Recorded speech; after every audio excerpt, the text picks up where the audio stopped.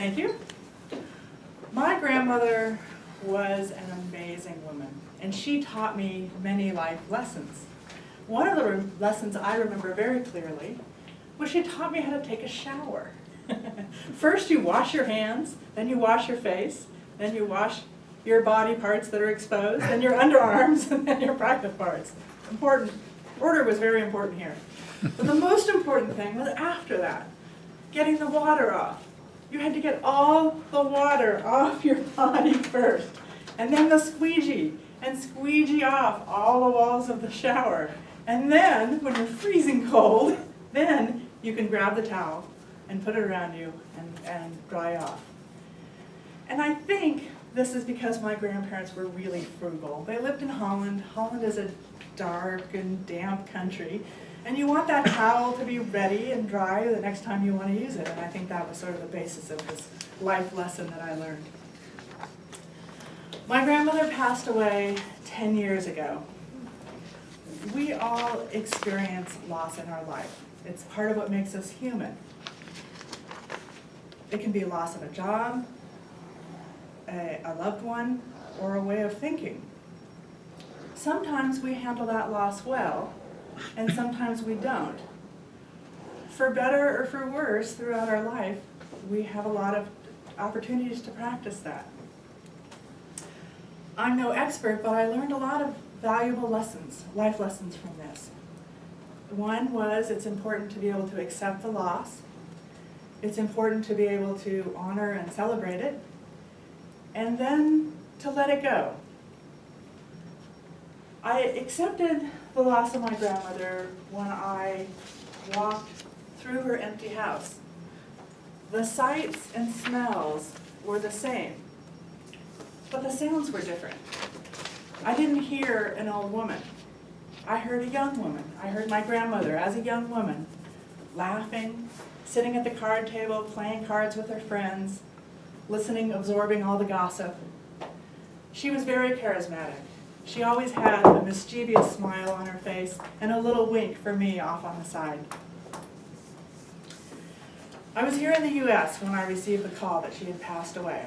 Within 4 hours, I found myself in San Francisco, getting on an airplane and starting that 24-hour trek to a little village out in the southern part of Holland where she lived. On the day of the service and cremation, I was faced with not only dealing with my own emotions, but also the experience of unfamiliar traditions. Before the service, while everybody was there but outside, my mom, my brother, and I were in a small room waiting for the tradition of closing the casket lid. And so I remember this room, it was dark, I remember the air, the smells, everything, the dark furniture, so clearly as though it's burned in my mind. So we were in the room, my grandmother was in the room next door, and my mom was struggling with her role as a daughter and dealing with her emotions, and as a parent, trying to guide and support our emotions. And she made the decision to go in there on her own. But she came out a minute later, and she said, I need your help. My brother said, no way, I'm not going in. I want to remember her the way I last saw her. So that leaves me, I'm not sure I really felt like I had an option, so I had to go in. And I went in there, and we had some time alone with her to prepare ourselves and to prepare her for the next step. And my mom and I closed the lid of the casket, and we had all these little screws, these little wooden screws that we had to screw in. And you screw them in all the way to screw the lid down, and you line them all up so that they're all in a line all the way around. So we spent quite a bit of time doing that. And the last one, we turned sideways. Because my grandmother was a little ornery, and she liked to have things different.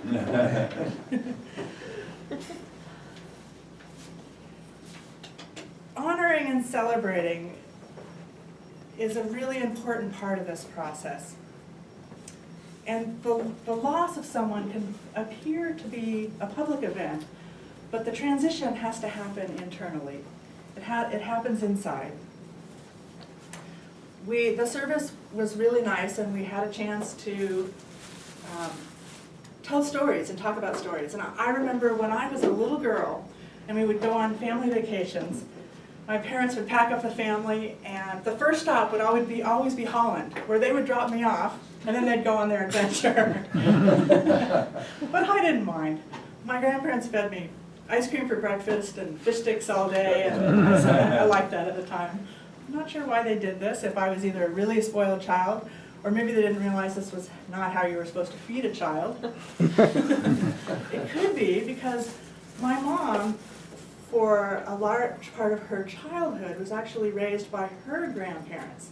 And this was because as a young child, my mother was a young child during World War II, and this was in Holland.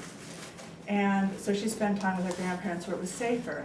My grandmother worked for the underground BBC. She would listen to the English programs, translate them, and then rebroadcast them in Dutch to the Dutch community.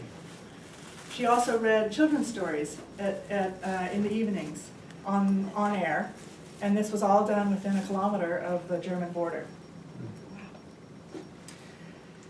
And how do you let go? How do you do that? After the service, the three of us were once again ushered into a side room. And we were asked, do you want to take her downstairs?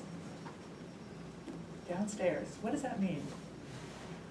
We weren't really sure, but we went ahead. It turns out the casket was on a cart, and it had a handle, and my mom and my brother and I grabbed the cart, and we pushed it down this long hall. Long gray hall, weaving into the building, into an elevator, downstairs. I don't think that was a preposition. I don't think that was where she was really going, is down, but we had to go downstairs. And down another long hall, into a room with 3 doors.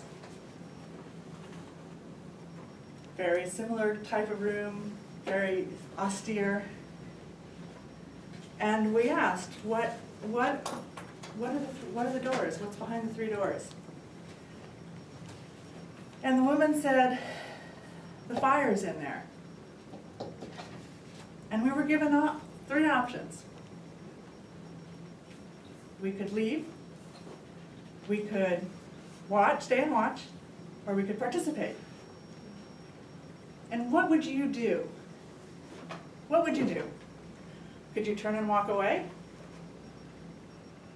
Could you stand there and watch?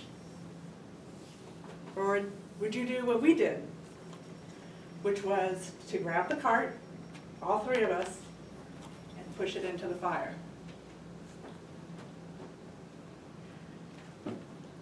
Once we had some distance and some time to think about it, we could reflect back on the events of that day and realize that that was the moment that we found closure. It was very final, and it was very clean, and it was very beautiful. We had all of the pieces of what we felt we needed. We had the acceptance of the loss. We had the celebration and honoring of the person. And we had the moment of letting go. For everyone, it's different. For some, it takes time. It's like layers of fog that settle on your heart over time. But for others, it can be punctuated. And for whatever it is for you, make it meaningful. Celebrate it, and let it go. Let's test it.